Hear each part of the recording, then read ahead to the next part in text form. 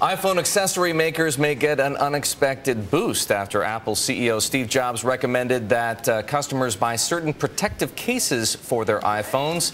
The cases may be the solution to a glitch on the iPhone 4 that causes calls to be dropped.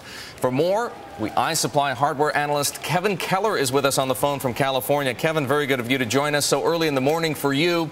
Let's talk about this potential boost for the accessory makers.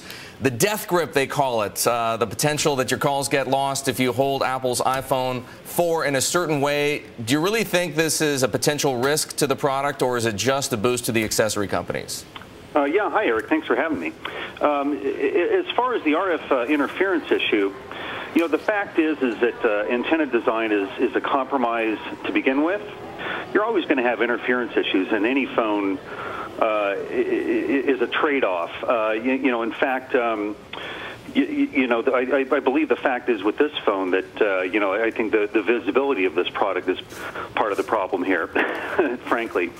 You know, in fact, ideally, an antenna, quite often antenna design requires that a product to be placed, you know, perpendicularly to the ground. You know, so you know, an antenna or a product manufacturer is not going to tell their customers that they have to hold the phone perfectly vertical all the time. So it's always a compromise. It's a compromise, but it's a compromise that Apple seems to be having a tougher time solving than other manufacturers do. Based on your analysis of the iPhone 4, you did what's called a teardown. You took the thing apart. Could they have done it differently in a way that would have maintained that beautiful design while getting better reception? Well, you know, in fact, I would say overall they improved the antenna design. And I know I'm going against the grain by saying that with all this attention to this problem. But the fact is, the bottom line, they brought the antennas outside from inside the enclosure, which is always going to improve the design. Now, the problem is it's always a trade-off.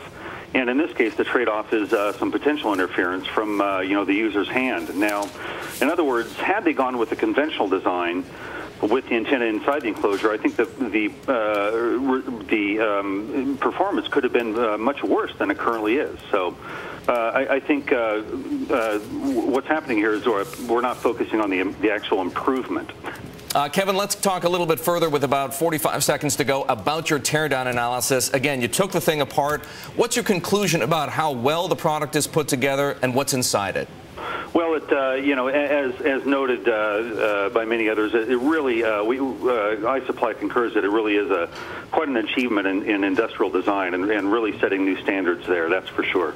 All right, Kevin Keller, hardware analyst at ISuppli. He was with us on the phone from El Segundo, California. Pretty early for Kevin this morning.